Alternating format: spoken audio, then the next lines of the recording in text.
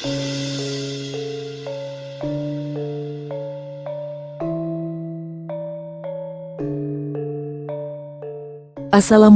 warahmatullahi wabarakatuh. Berjumpa kembali di channel Langit Bukit Menoreh Official. Di kesempatan kali ini, akan melanjutkan cerita di video sebelumnya, sebuah cerita karya Ebes, yang berjudul, Babat Negeri Leluhur, episode yang ke-141, yang mana ini adalah episode yang terakhir. Sebelum kita masuk ke ceritanya, tekan dulu tombol like video ini dan jangan lupa tekan juga tombol subscribe channel ini, dan nyalakan juga lonceng notifikasinya, agar tidak ketinggalan cerita-cerita lainnya. Dan seperti apa untuk kisahnya kali ini?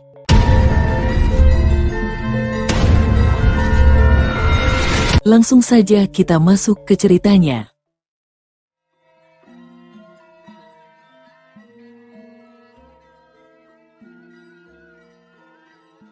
Pria parubaya berbadan kekar itu langsung menghantam kepala seorang prajurit Panjalu yang menghadang di depannya.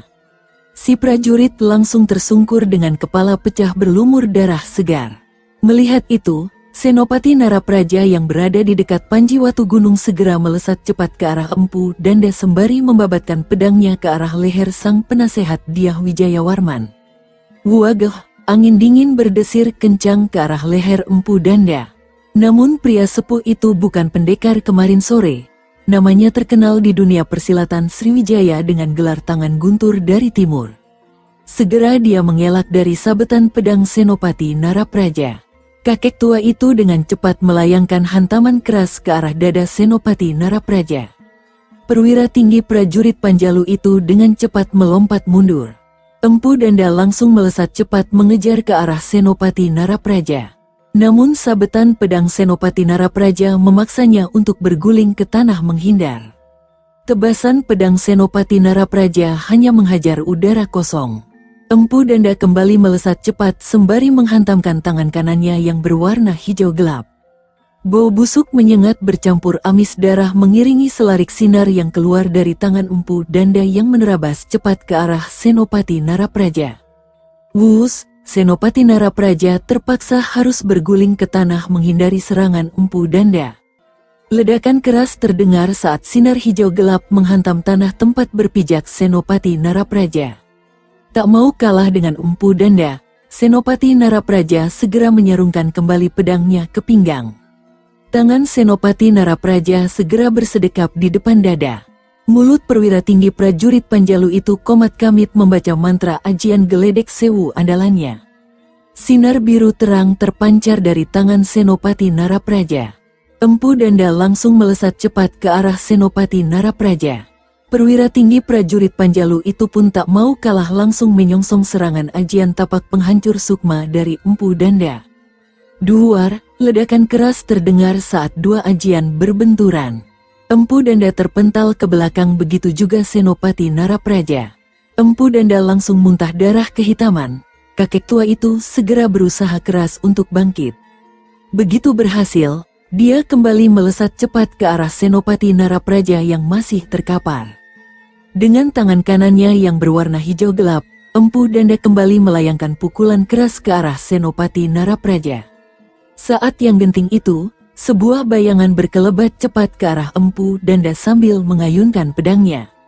Ceraas, argah, Empu Danda menjerit keras saat tebasan pedang memotong lengannya. Lengan kanannya jatuh ke tanah dan darah segar memancar keluar dari luka potong yang dia terima. Lelaki sepuh itu terhuyung mundur beberapa langkah sembari menotok jalan darahnya untuk menghentikan pendarahan. Keparat, beraninya membokongku. Apa begini cara perwira Panjalu berperang? Maki Empu Danda sambil meringis menahan rasa sakit pada lukanya. Aku bertugas untuk menjaga agar kawan-kawanku tetap hidup dan mengabdi kepada negara ini, kakek tua. Salahkan saja nasib burukmu karena berpihak pada pemberontak, ujar bayangan hitam yang tak lain adalah Tumenggung Ludaka. Dasar keparat, jelas-jelas pengecut masih juga berdalih. Aku bunuh kau. Usai berkata demikian, Empu Danda langsung melesat cepat ke arah Tumenggung Ludaka sembari menghantamkan tangan kirinya. Selarik sinar hijau gelap merangsek maju ke arah Tumenggung Ludaka. Wus, dengan terengginas, Tumenggung Ludaka segera berkelit menghindar lalu melesat rendah sambil menyapu kaki Empu Danda. Penasehat Dyah Wijayawarman itu segera melompat tinggi ke udara, namun itulah yang diharapkan Tumenggung Ludaka. Pemimpin pasukan Lowo Bengi itu langsung merogoh kantong bajunya kemudian melemparkan 4 pisau kecil ke arah Empu Danda yang masih di udara. Sring-sring, kakek tua itu gelagapan dengan serangan senjata rahasia Tumenggung Ludaka. Dia memutar tubuhnya untuk menghindar pisau-pisau kecil itu. Namun sayangnya, 2 pisau kecil itu berhasil menancap di pinggang dan paha kirinya. Cerep kreepve, aargeh, Empu Danda langsung turun dengan terhuyung-huyung. Saat yang bersamaan, Tumenggung Ludaka melesat cepat ke arah Empu Danda sembari membabatkan pedang pendeknya ke arah leher Empu Danda. Ceraas, tanpa sempat bersuara, Empu Danda tewas dengan kepala terpisah dari badannya. Tubuhnya roboh seketika itu juga. Melihat lawan sudah tewas, Tumenggung Ludaka segera melesat cepat ke arah Senopati Narapraja yang masih terduduk di tanah. Gusti Senopati Narapraja, sebaiknya kita menepi dari tempat ini, ujar Tumenggung Ludaka yang segera memapah Senopati Narapraja ke tepi medan pertempuran. Di sisi lain, Dyah Wijayawarman yang menggunakan sebilah pedang terus mengayunkan pedangnya ke arah para prajurit Panjalu. Satu persatu para prajurit Panjalu yang dihadapinya tewas bersimbah darah. Kemampuan ilmu berpedang Dyah Wijayawarman memang di atas rata-rata. Panji Watugunung yang melihat pembantaian itu langsung melesat cepat ke arah Dyah Wijayawarman usai menepuk punggung kudanya sebagai tumpuan untuk melompat. Tangan kanannya yang berwarna merah menyala seperti api menghantam ke arah Dyah Wijayawarman. Selarik sinar merah menyala seperti api menerabas cepat ke arah pimpinan orang-orang Suwarna Dwipa itu. Wus, angin panas menyengat yang mengarah ke punggung Dyah Wijayawarman membuat lelaki itu segera melompat menghindarinya. Panji Watugunung segera mendarat di depan pimpinan pemberontak Elwaram itu sambil menatap tajam ke arah Dyah Wijayawarman. "Siapa kau? Kenapa ikut campur urusanku ha?" bentak Dyah Wijayawarman segera. Matanya melotot lebar melihat ke arah Panji Watugunung. "Aku adalah Jayeng Rana, Raja Panjalu. Aku hanya tidak suka kau membantai orang-orangku seenak perutmu," ujar Panji Watugunung segera. "Oh, jadi kau rupanya Raja Panjalu. Kebetulan sekali bertemu di sini, jadi aku tidak perlu repot-repot mencarimu ke Daha. Jayeng Rana, serahkan tahta kerajaan Mataram Lama yang dicuri oleh Empu Sindok leluhurmu. Aku adalah pewaris sah tahta kerajaan Mataram Lama. Hari ini aku menuntut pengembalian tahta," ucap Dyah Wijayawarman sambil menatap wajah Panji Watugunung. "Apa aku tidak salah dengar, kau menuntut hak atas tahta kerajaan Mataram Lama? Kau pasang telingamu baik-baik, Mataram Lama sudah musnah. Leluhurmu memilih untuk kabur ke Suwarna Dwipa daripada menyelamatkan rakyat yang tertimpa bencana. Leluhurku Empu Sindok bersusah payah untuk mendirikan kembali pemerintahan di tanah Jawa Dwipa ini. Dan sekarang kau minta, apa kau sudah tidak waras? Tidak, Wangsa Shailendra sudah musnah, kerajaan Mataram Lama hanya tinggal sejarah. Kalau kau ingin berkuasa di tanah Jawa Dwipa ini, langkahi dulu mayatku," ujar Panji Watugunung dengan tegas.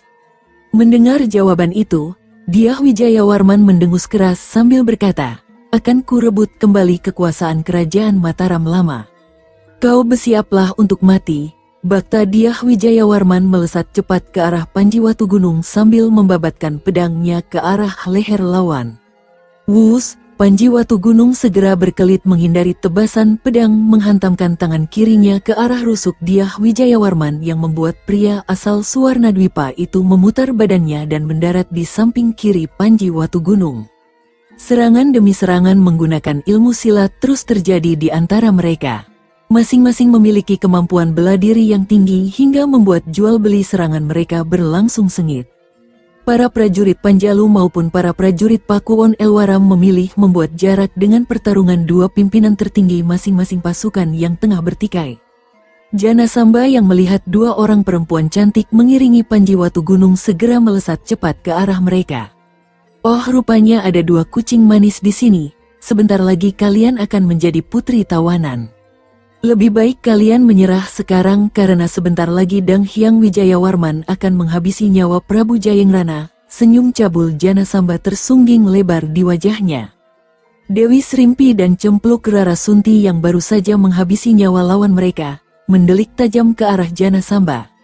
Atas dasar apa kau berani mengatakan Gusti Prabu Jayengrana akan kalah melawan junjunganmu, hai orang asing? Bukankah mereka baru saja bertarung? Dewi Srimpi mendengus keras sambil bersiap untuk mengadu ilmu kanuragan. Dyah Wijayawarman adalah orang paling sakti di wilayah selatan Sriwijaya. Dalam 20 jurus pasti dia mampu mengalahkan Prabu Jayengrana. Lebih baik kalian cepat menyerah agar tidak terjadi pertumpahan darah di tempat ini, Janasamba berkata dengan penuh percaya diri. Mulutmu bau sekali. Apa yang kau makan pagi ini, orang aneh? Melihat perawakanmu sepertinya kau baru saja sarapan daging tikus ya. Ujar Cempluk Rarasunti sambil menatap tajam ke arah Janasamba. Kucing liar rupanya. Akan kuringkus kalian agar tidak mengganggu kemenangan kami mengalahkan pasukan Panjalu. Usai berkata demikian Janasamba langsung melesat cepat ke arah Cempluk Rarasunti sambil mencabut sabit panjang yang ada di punggungnya. Sabetan sabit Janasamba langsung terarah pada leher Cempluk Rarasunti. Seraak, dengan menggunakan ilmu silat cempaka, Cempluk Rarasunti mengayunkan pedangnya ke arah tebasan sabit panjang Janasamba. Truriting, bunga api kecil tercipta dari benturan dua senjata mereka. Masing-masing mengeluarkan tenaga dalam tinggi hingga mereka mesti terdorong mundur beberapa langkah. Oh, rupanya kau memiliki kemampuan, kucing manis. Aku tidak akan sungkan lagi, ucap Janasamba sambil kembali melesat cepat ke arah Cempluk Rarasunti sambil mengayunkan sabit panjang di tangan kanannya.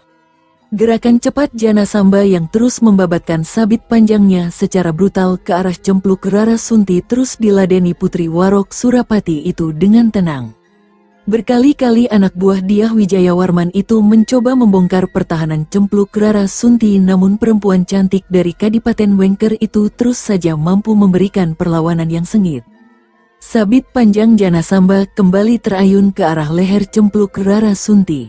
Sret! Cempluk Rarasunti segera menangkis sabetan sabit panjang Janasamba dengan limu tarian pedang badai laut selatannya. Gerakan gemulai bak penari langsung menyambut serangan lawan dengan cepat. Traang, Janasamba terpental. Cempluk Rarasunti yang menyalurkan tenaga dalam tingkat tinggi membuat sabetan pedangnya benar-benar menakutkan karena memiliki kemampuan yang luar biasa. Anak buah Dyah Wijayawarman itu langsung bangkit dari tempat jatuhnya. Seteguk darah dia muntahkan akibat benturan tenaga dalam tingkat tinggi yang dia terima. Tak mau kalah, Janasamba berdiri tegak, dia segera memusatkan perhatiannya.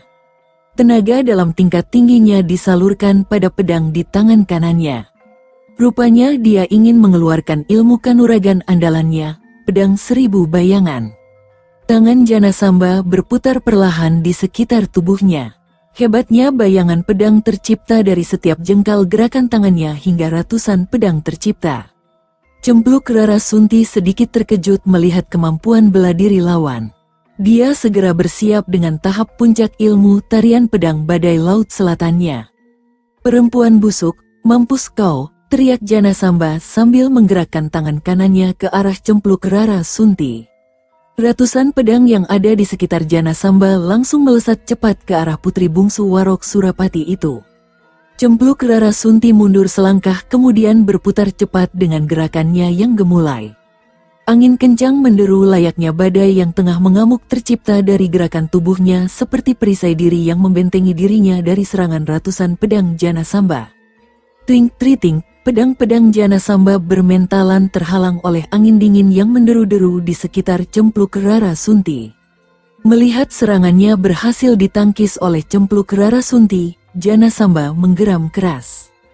Dengan gusar dia mengerahkan seluruh tenaga dalamnya hingga menciptakan ratusan pedang yang semakin lama semakin banyak. Sekali hentak, ratusan pedang kembali melesat cepat ke arah Cempluk Rarasunti yang tubuhnya terbungkus oleh benteng angin dingin yang menderu-deru. Sia-sia serangan Janasamba karena pedangnya hancur berantakan tak mampu menembus pertahanan Cempluk Rarasunti. Wajah anak buah Dyah Wijayawarman itu langsung pucat seketika saat cempluk Rara Sunti melesat ke arahnya. Kendati Jana Samba terus-menerus melemparkan pedangnya, namun semuanya tidak ada gunanya.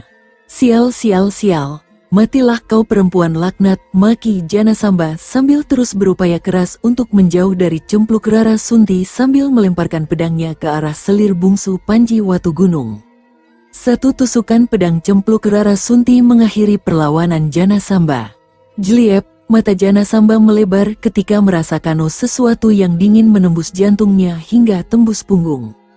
Dia sempat hendak bicara, namun pedang cempluk Rara Sunti yang dicabut dari dadanya membuat Jana Samba roboh.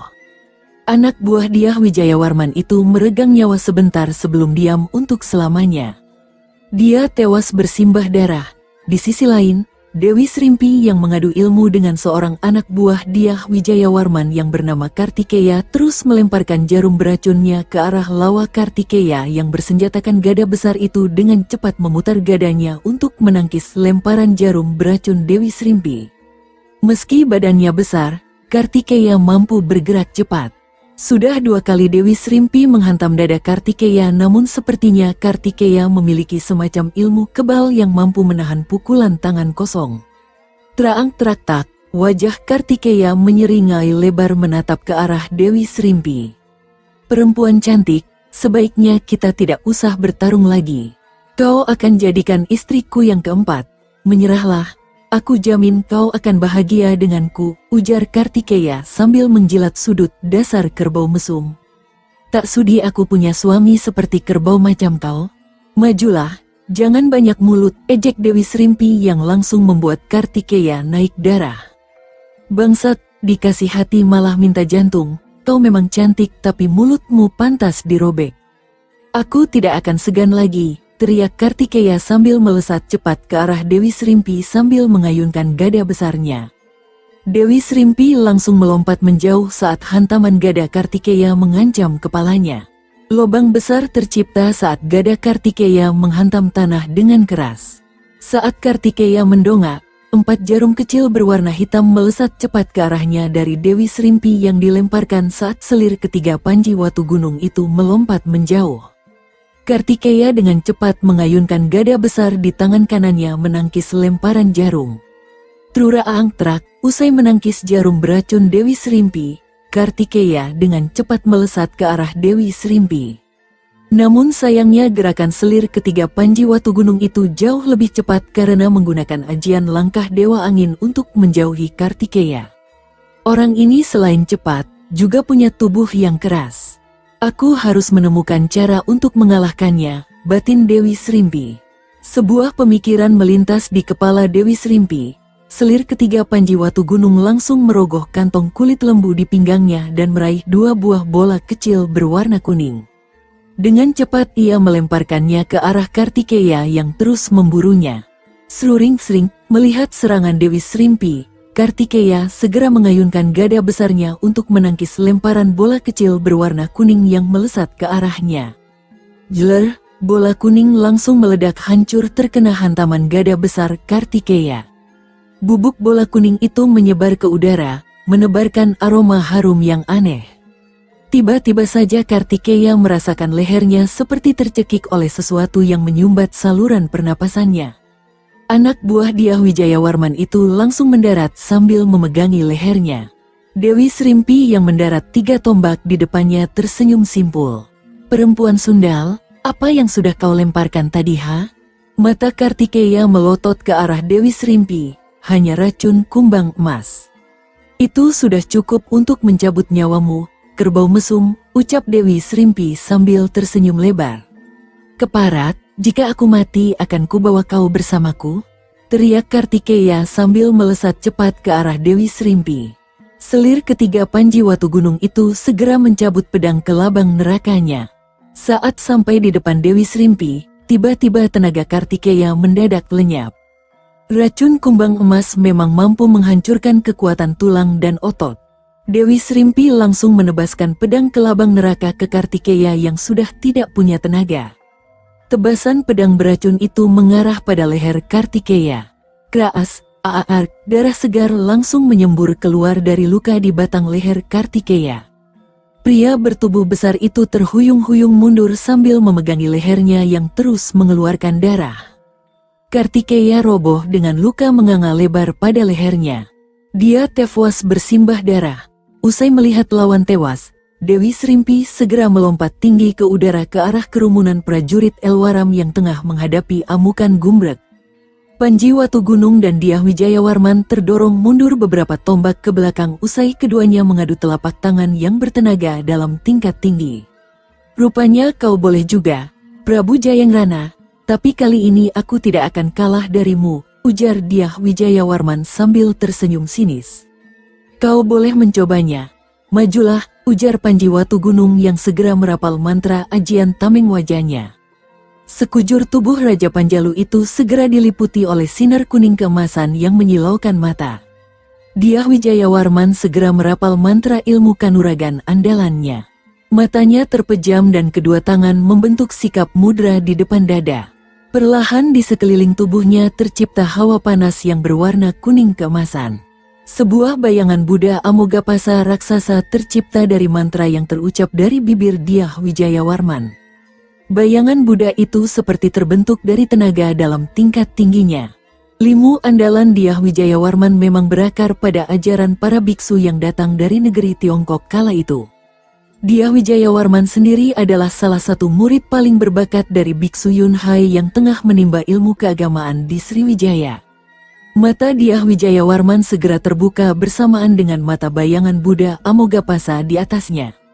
Tapak Buddha Amogapasa, Ciyat. Bayangan Buddha Amogapasa langsung menghantamkan tangan kanan raksasanya ke arah Panji Watugunung yang memiliki tubuh berwarna kuning keemasan. Angin panas berseliweran mengikuti hantaman tangan raksasa. Ledakan dahsyat terdengar saat hantaman bayangan Buddha Amogapasa raksasa menabrak tubuh Panji Watugunung. Asap tebal bercampur debu beterbangan membuat pandangan mata terhalang olehnya. Dyah Wijayawarman tersenyum lebar sembari menatap ke arah kepulan asap tebal bercampur debu beterbangan di depannya. Ternyata ilmumu hanya sedalam kuku jariku, Jayangrana," ucap Dyah Wijayawarman sambil menyeringai lebar. Namun saat asap tebal mulai menghilang, mata Dyah Wijayawarman langsung melebar ketika melihat Panji Watugunung masih tegak berdiri di tempatnya tanpa bergeser sedikit pun. "Bagaimana mungkin kau bisa bertahan? Ini adalah ilmu bela diri puncak di Sriwijaya." Dyah Wijayawarman terkejut bukan main. "Di atas langit masih ada langit, kehebatan ilmumu memang luar biasa, tapi aku masih bisa menahannya." Panji Watugunung tersenyum lebar. "Aku tidak percaya. Bangsat, aku akan membunuhmu," teriak Dyah Wijayawarman sambil menghantamkan kedua tangannya bertubi-tubi ke arah Panji Watugunung. Kembali tapak tangan Buddha Amogapasa raksasa menghantam ke arah Panji Watugunung bertubi-tubi. Blam-blam, duar, ledakan keras beruntun terdengar dari serangan Dyah Wijayawarman. Para prajurit Panjalu maupun Elwaram memilih menjauh dari arena pertarungan sengit antara mereka. Sambil menerima serangan Dyah Wijayawarman, Panji Watugunung mengeluarkan pedang naga api yang tersimpan di dalam ruang hampa. Raja Panjalu itu dengan cepat menghunus pedang naga api dari sarungnya. Hawa panas menyeruak ke udara di sekeliling tempat itu. Sinar merah menyala seperti api yang berkobar-kobar membuat Dyah Wijayawarman terperanjat melihat Panji Watugunung yang berjalan keluar dari asap tebal dengan pedang naga api di tangannya. Penampilan Panji Watugunung ibarat malaikat maut yang berjalan mendekati dalam pandangan Dyah Wijayawarman. Nyali Dyah Wijayawarman langsung ciut seketika. Dyah Wijayawarman bermaksud untuk melarikan diri. Dia segera menghantamkan tangan kanannya ke arah Panji Watugunung kembali. Tapak tangan Buddha Amogapasa raksasa kembali menerabas cepat ke arah Panji Watugunung. Namun kali ini Raja Panjalu itu segera melompat tinggi ke udara menghindari serangan tapak Buddha Amogapasa dari Dyah Wijayawarman. Pemimpin pemberontak Elwaram itu langsung berbalik arah hendak melarikan diri. Namun tusukan pedang naga api dari Panji Watugunung segera menghentikan langkahnya. Dyah Wijayawarman menjerit keras saat pedang naga api menembus punggung hingga dada kirinya. Keturunan Wangsa Shailendra itu tewas dengan dada bolong hingga punggungnya. Aku Wiryamukti yang menyaksikan kematian Dyah Wijayawarman langsung melesat cepat ke arah sisi selatan benteng pertahanan prajurit Elwaram. Bersama 200 prajurit Elwaram dia berhasil melarikan diri dari tempat itu. Sisa-sisa prajurit Elwaram yang melakukan perlawanan berakhir dengan tewas bersimbah darah. Sebanyak 1000 prajurit yang terakhir memilih untuk meletakkan senjata mereka setelah melihat kematian Dyah Wijayawarman dan orang-orang dari Suwarnadwipa. Senopati Tunggul Arga langsung mendekat ke arah Panji Watugunung yang baru saja menghabisi nyawa Dyah Wijayawarman. Mohon ampun Gusti Prabu, aku Wiryamukti berhasil melarikan diri lewat sisi selatan benteng ini dengan perahu, lapor Senopati Tunggul Arga dengan cepat.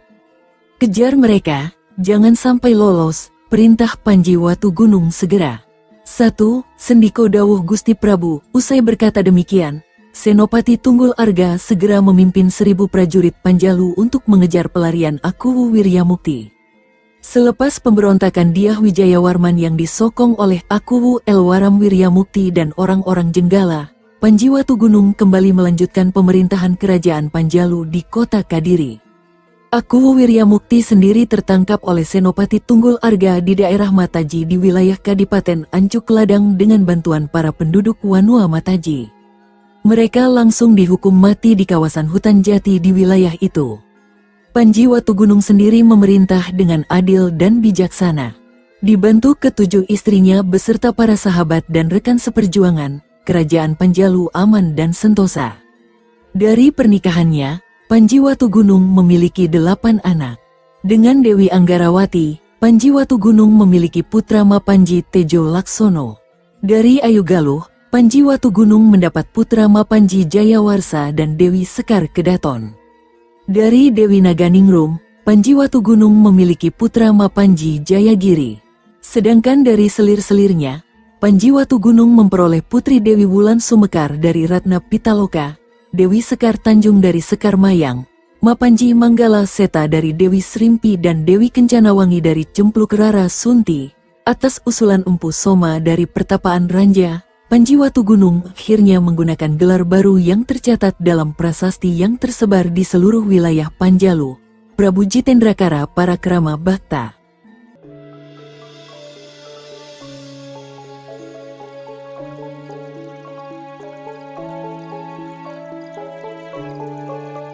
Sahabat pendengar setia Langit Bukit Menoreh ofisial yang berbahagia, sampai di sini dulu ceritanya. Bagaimana kelanjutan kisahnya? Nantikan kelanjutan cerita ini di video berikutnya. Agar tidak ketinggalan kelanjutan cerita ini, klik tombol subscribe channel ini, dan nyalakan juga lonceng notifikasinya. Wassalamualaikum warahmatullahi wabarakatuh.